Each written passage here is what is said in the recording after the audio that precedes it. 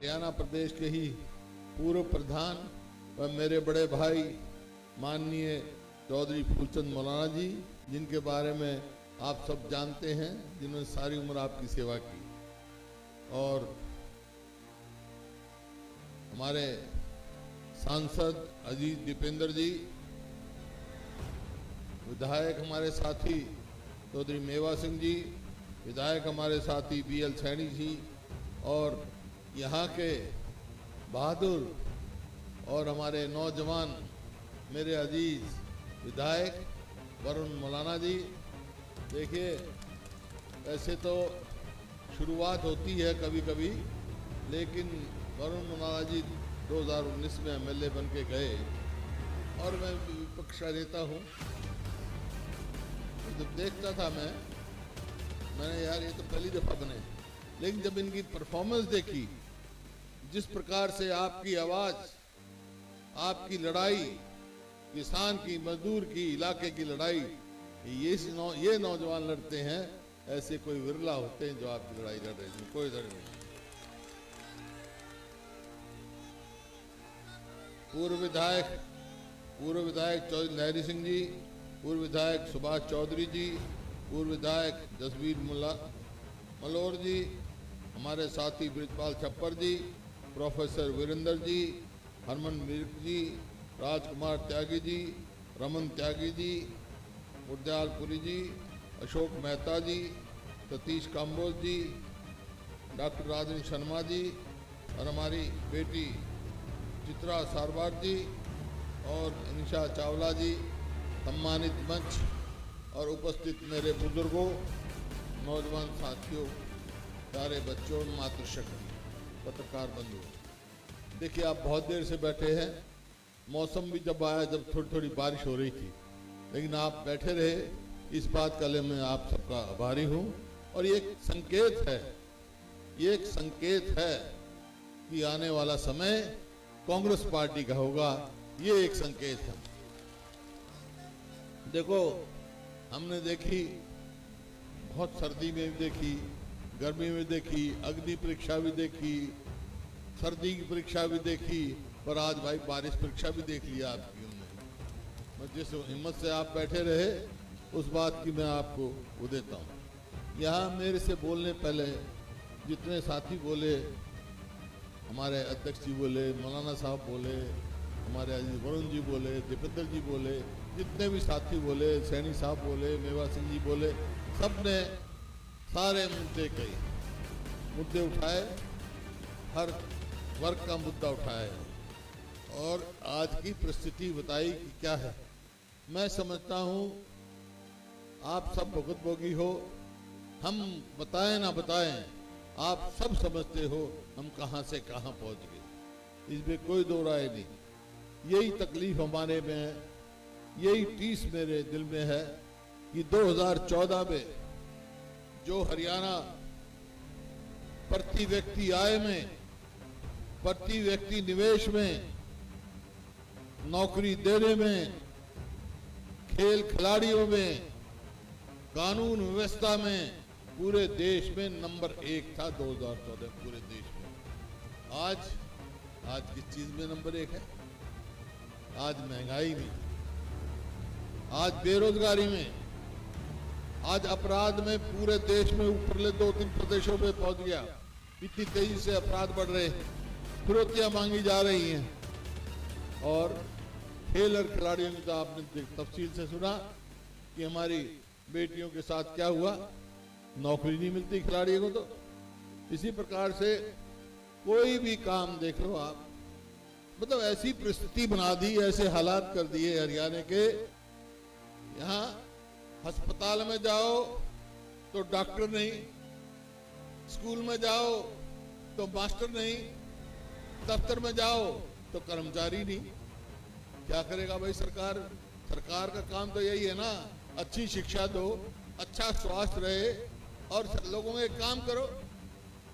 नहीं, देखो जहाँ पे जाए, बातें तो बहुत करी कि किसान की आमदनी दुगनी करते कि 2022 तक सभी ने चर्चा की, लेकिन असलियत क्या है?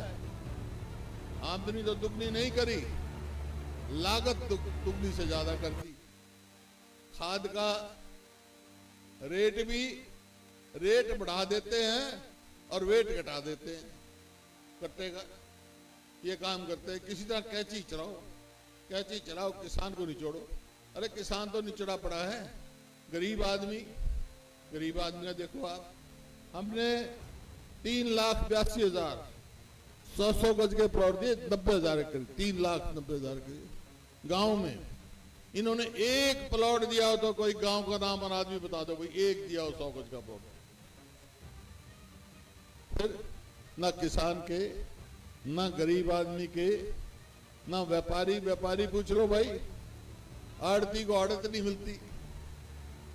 तो कोई भी किसी भी वर्ग के नौजवान को नौकरी नहीं मिलती।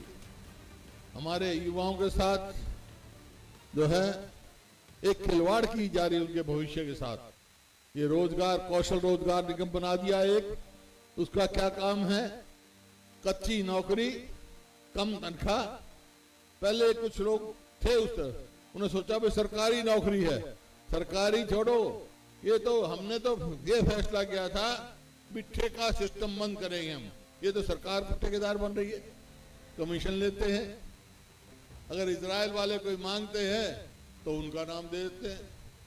वहां लोग तो अपने देशवासियों को बचाने के लिए निकाल रहे हैं, ये मरने के लिए भेज रहे हैं। ऐसा काम देखा।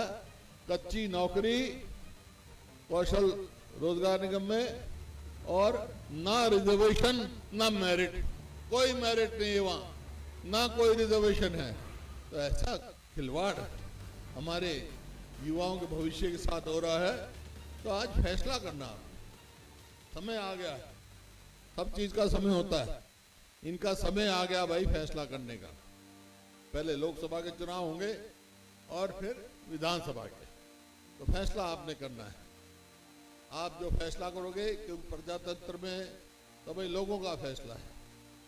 हाँ, ये जरूर है, जहां तक हरियाणा का संबंध है, अब आप जाओगे, जैसा आपने आश्वासन दिलाया है, विधानसभा के भी इलेक्शन होंगे, वरुण जी के लिए भी काम करोगे आप, जैसे आपकी आवाज उठाते हैं, तो लोग पूछ सकते हैं कि भाई आप कांग्रेस की सरकार आ गई तो आप क्या करोगे।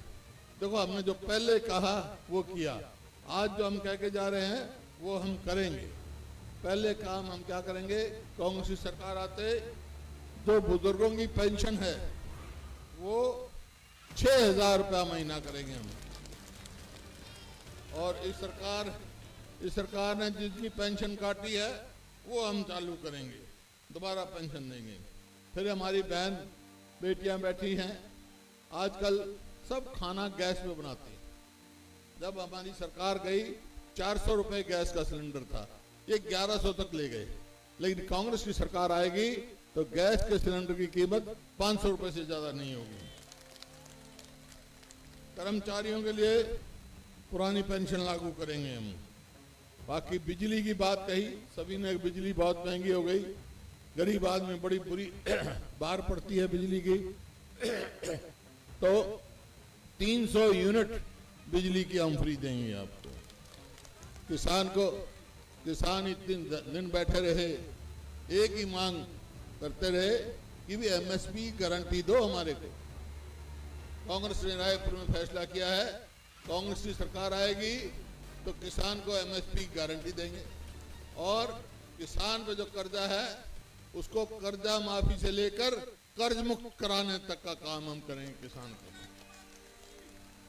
और जो 100 गज के प्लॉट की स्कीम थी, इन्हें बंद कर दी गरीब आदमी के लिए, वो हम फिर से देंगे। जो हमने बैकवर्ड क्लास, शेड्यूल कास्ट, गरीब आदमी के बच्चों की स्कॉलरशिप दी थी पहली जमात से लेके आगे तक, इन्होंने बंद करने का किया, वो फिर से हम चालू करेंगे ताकि गरीब आदमी करें।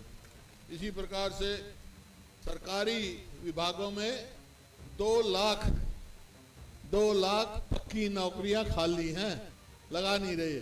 आज ही अखबार में पढ़ रहा था मैं, हाई कोर्ट में इन्होंने एफिडेविट दिया है 27,000 तो टीजीटी और पीजीटी खाली है, वो नहीं लगा रहे। कहां बच्चे पढ़ेंगे, हम कैसे पढ़ेंगे। तो भाई हमारी कांग्रेस की सरकार आएगी तो 2 लाख बच्चों को पक्की नौकरियां देंगे हम। और यहाँ पर गन्ने का भाव क्या करते हैं, हमने तो एकदम इतना बढ़ाया था। हमारे को पता है किसान की लागत है, ये क्या करेंगे, कभी 10 रुपए बढ़ा देंगे, कभी 5 रुपए बढ़ा देंगे। खाद की कीमत तो जितनी मर्जी बढ़ा लो, डीजल की इतनी बड़ी कीमत बढ़ा लो। अरे या तो ऐसा टाइम था 2014 में, चंडीगढ़ के निकलते ही और इधर दिल्ली के निकलते ही बोर्ड लगे हुए थे कि डीजल हरियाणा में डीजल दिल्ली से और चंडीगढ़ से सस्ता। अब लगा हुआ है दिल्ली के बोर्डों में कि हरियाणा से सस्ता दिल्ली में डीजल, चंडीगढ़ में डीजल इतना बढ़ा दिया इन्होंने। तो इस वास्ते गन्ने का रेट जो है, कांग्रेस की सरकार आएगी तो 450 रुपए प्रति क्विंटल गन्ने का करेगी। एक जो चर्चा की यहाँ अध्यक्ष जी ने, बहुत पुरानी मांग और जरूरत इस इलाके के लिए एक किस्म से जीवन देने वाली मांग थी, दादूपुर नहर नलवी। क्योंकि यहाँ का वाटर टेबल इतना नीचे जा रहा है, यूं ही जाता रहा और रिचार्ज नहीं हुआ तो भाई ये देख लो अगले 10-5 साल में तो ये बिल्कुल वीरान हो जाएगा, इलाका बर्बादी की तरफ चला जाएगा। इसी वास्ते हम दादूपुर नहर बनवाई थी, इन्होंने उसको हटवा दिया। तो भाई कांग्रेस की सरकार आएगी तब दादूपुर नहर नलवी बनवाएंगे ताकि ये इलाका खुशहाल हो, आगे बढ़े। अभी आपको याद होगा जब हमारी सरकार आई थी तो यहाँ पर बैठे थे किसान हड़ताल पे, कहाँ, नारायणगढ़ शुगर मिल में पेमेंट नहीं मिलती थी उनको, हमने पेमेंट दिलवाई। और जब तक हमारी सरकार गई एक भी गन्ना उत्पादक की पेमेंट बाकी नहीं थी, एक भी। ये कैसे ही किया हमने। और अब मैंने सुना है कि मिल तो जाएगी लेकिन गन्ने के जो है किसानों की पेमेंट, गन्ना उत्पादकों की पेमेंट अब तक नहीं हुई। मैं इस यहाँ से माध्यम से आपको कहना चाहता हूँ कि मिल जाए न जाए, कांग्रेस की सरकार आएगी तो गन्ना के उत्पादकों की पेमेंट पूरी की जाएगी। इनको इनके साथ धोखा नहीं होने देंगे हम, किसान के बेटे हैं। तो ये आपके सामने है। अब यहाँ आकर मेरे को बहुत खुशी हुई इस बात की और आपको मैं बताना भी चाहता हूँ, यहाँ से जो हमारे विधायक हैं, अब 30 विधायक हैं आज कांग्रेस के। तो 30 में से अगर कभी कोई सवाल आता है और सोचा जाता है भाई इस मुद्दे को कौन उठाएगा, कोई मुद्दा हो तो वरुण का नाम आता है। बहुत बहुत बढ़िया विधायक आपने चुन के भेजा है, इनका भविष्य उज्जवल है, ये आज मेरे से लिखवा लो। बाकी आपका आशीर्वाद रहना चाहिए, आपका साथ मिलना चाहिए, ये आगे तरक्की करेंगे। आज मैं आया हूँ, देखिए आज समय है जैसे मैंने कहा। मैं आपसे पूछना चाहता हूँ, इजाजत भी ले लेता हूँ, भाई ये जो मौजूदा सरकार है बीजेपी और जेजेपी, इससे टक्कर लेके इसको पार करना है, पार करना तो हाथ खड़े करके बता दो, हमारा साथ दे दो। बहुत बहुत धन्यवाद। जय हिंद।